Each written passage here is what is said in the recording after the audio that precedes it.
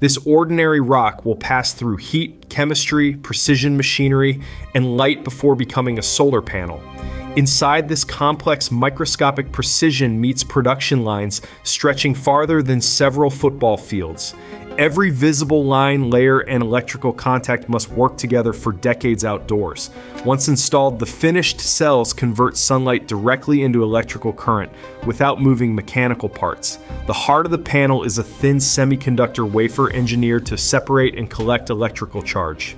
Solar manufacturing begins with quartz, a mineral rich in silicon and found throughout the Earth's crust. The mineral is crushed, graded, and prepared before intense heat separates silicon from oxygen and other material. Inside an electric furnace, quartz reacts with carbon to produce metallurgical grade silicon for further purification.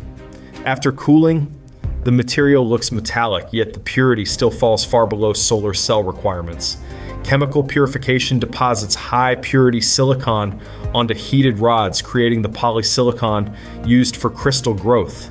The polished rods cool and fracture into bright silver chunks, the high purity feedstock every solar wafer will need. These polysilicon chunks leave the reactor hall, each gram destined to become wafers thinner than a credit card.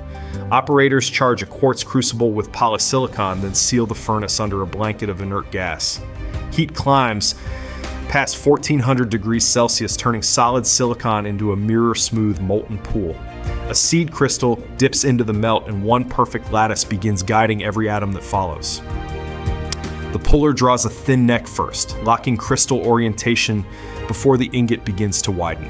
Slowly, a dark monocrystalline ingot rises from the melt, growing centimeter by centimeter from liquid silicon. Shoulder and tail finish the boule, locking in the crystal structure every downstream wafer will inherit. The ingot cools under tight control because a single crack here would destroy the yield of an entire batch. Laser metrology maps the cylinder, checking diameter, resistivity, and crystal quality before any cutting begins. Cropping removes the seed end and the tail, leaving only the usable crystal body for wafer production. Diamond tools square the round boule into a brick with clipped corners, matching the final wafer outline.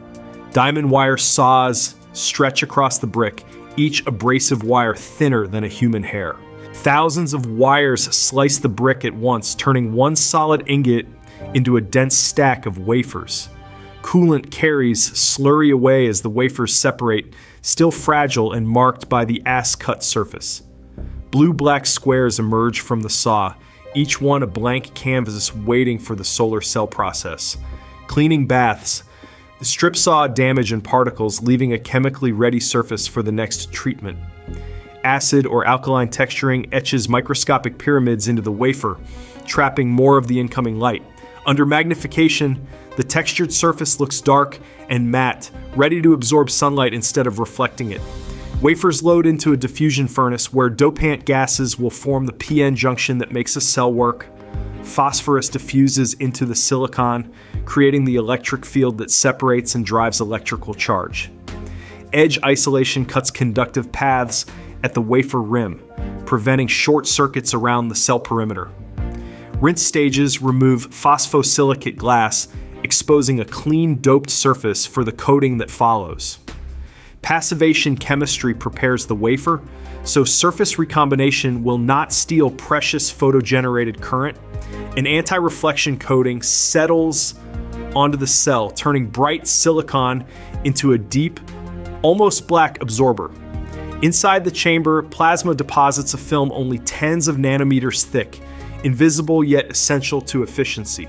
Screen printers align metal paste with micron precision, preparing the contacts that will harvest the cell's current.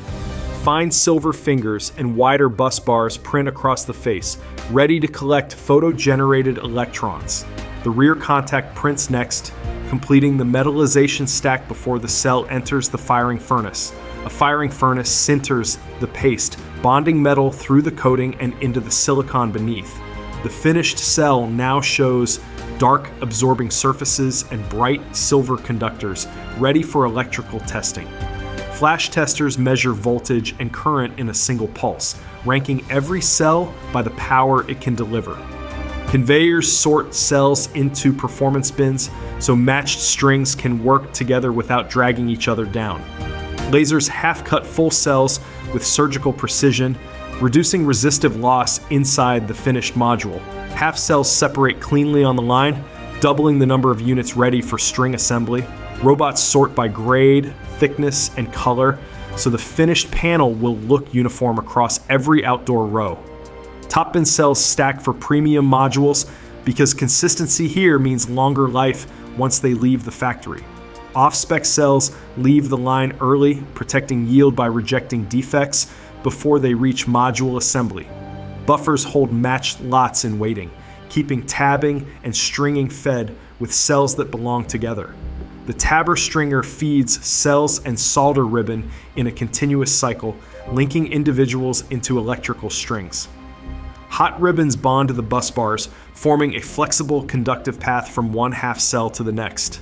Strings form row by row on the line, building the electrical backbone the finished module will depend on.